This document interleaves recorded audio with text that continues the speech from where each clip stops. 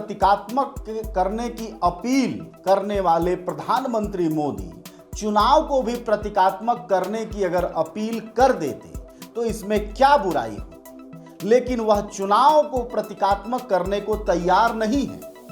वह तो आज पूरे दिन में इस बात पे लगे हुए हैं कि जो भी बर्बादी है बंगाल की, उन सब के कारण में दीदी है। सबसे अच्छी बात यह है कि देश में फैल रहे कोरोना के लिए प्रधानमंत्री मोदी ने ममता दीदी को जिम्मेदार नहीं ठहरा दिया है। यह 7वां आश्चर्य। अन्यथा जिस रोष और रफ्तार में प्रधानमंत्री मोदी भाषण दे रहे थे बंगाल में, उससे तो यही लग रहा था कि कोरोना के दूसरे वेव के लिए वह कहीं दीदी ममता दीदी को ही जिम्मेदार न ठहरा दें।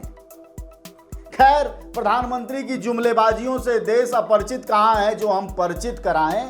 पहले आप जरा यह देखिए और देखिए कि प्रधानमंत्री मोदी जब भाषणों में, अपनी रैलियों में भाषण दे रहे हैं और हजारों हजार लोगों को कोरोना बांट रहे हैं, उस वक्त देश का यह पश्चिमी हिस्सा, जी हाँ, यह दृश्य गाजियाबाद का है। गाजियाबाद श्मशान घाट का है जहां यह गिनती दिखाई दे रही है। और यह गिनतियां ऐसी कोई आज की नहीं है और कल की नहीं है, यह पिछले 5-6 दिनों से हर जगह से आ रही है। बहुत साफ होता चला जा रहा है कि कोरोना ने फिर एक बार साबित किया है कि कोरोना काम से रुकेगा, अस्पताल और इलाज से रुकेगा, जुमलेबाजी और चटकरेबाजी और मस्करेबाजी से नहीं रुकेगा। लेकिन रुके तो कैसे रुके? अब देखिए, ये दिल्ली का दृश्य है। दिल्ली के प्रदेश अध्यक्ष हैं भाजपा के आदेश गुप्ता। अब उन्होंने क्या शुरू कर दिया है? ये फिर नाच नौटंकी शुरू हो गई है दोबारा से।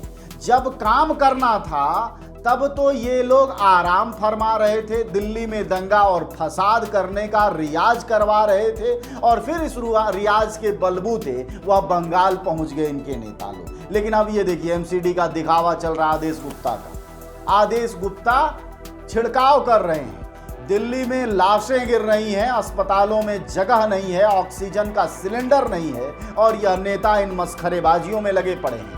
दिल्ली में ये लगे पड़े हैं और वहां मोदी जी लगे पड़े हैं, अमित शाह जी भी कहीं लगे ही होंगे।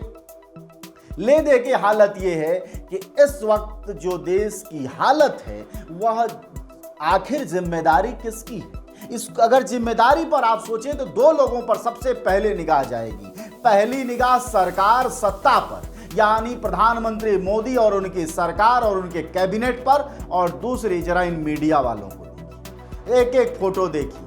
ये एक चैनल है, यह दूसरा चैनल है, यह तीसरा चैनल है। ये एक महानुभाव हैं, ये उससे बड़े महानुभाव हैं, और ये सबसे बड़े महानुभाव हैं। इन लोगों ने जिस तरह की पत्रकारिता की पिछले 1 साल में प्रधानमंत्री मोदी के पक्ष में, उसी के कारण यह अक्षम हुई है सरकार। मीडिया का काम होता है सवाल उठाना सरकार पर, सरकार की अक्षमताओं और नाकामियों पर सवाल उठाना होता है, जनता की आवाज बनना होता है। लेकिन ये चैनल चाहे कल तक हो, चाहे आज तक हो, चाहे परसों तक हो, इन सभी चैनलों का एक हाल है, ये सब के सब पीआर एजेंसी बन गए हैं। इन्होंने पिछले 1 साल में यही किया है जो ये आपको स्क्रीन पर दिखाई दे रहा है। जी हाँ, इनके चेहरे भी आप पहचानते होंगे।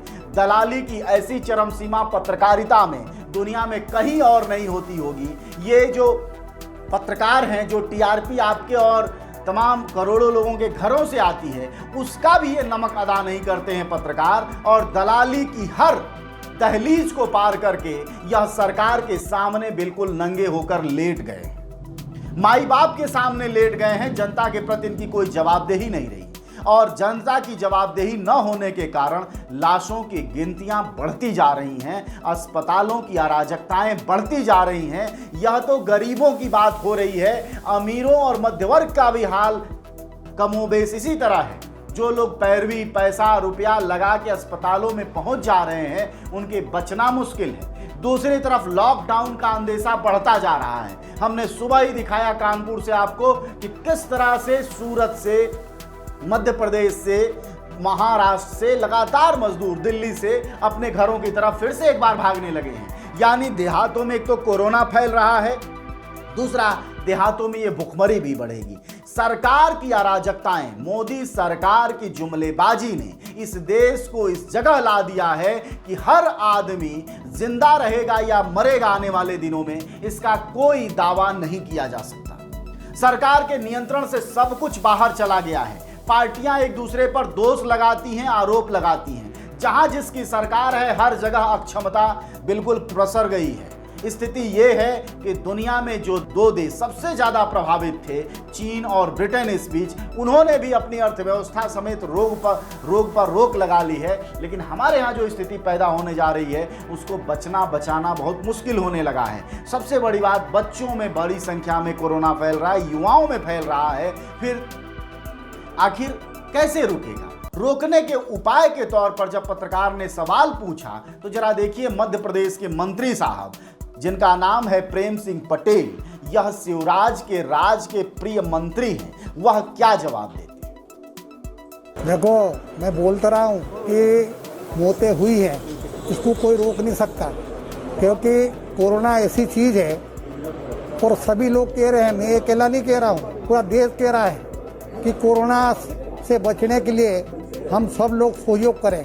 और हम इसीलिए सहयोग के लिए पूरे चारों विधानसभा में हम जाकर सभी लोगों से चर्चा कर रहे हैं। कोरोना से बचने के लिए मास्क पहने, दूरी बनाकर रहें और सबसे इसी प्रकार से और डॉक्टरों को दिखाएं, इलाज करवाएं, क्योंकि हर जगह डॉक्टरों की व्यवस्था की गई है।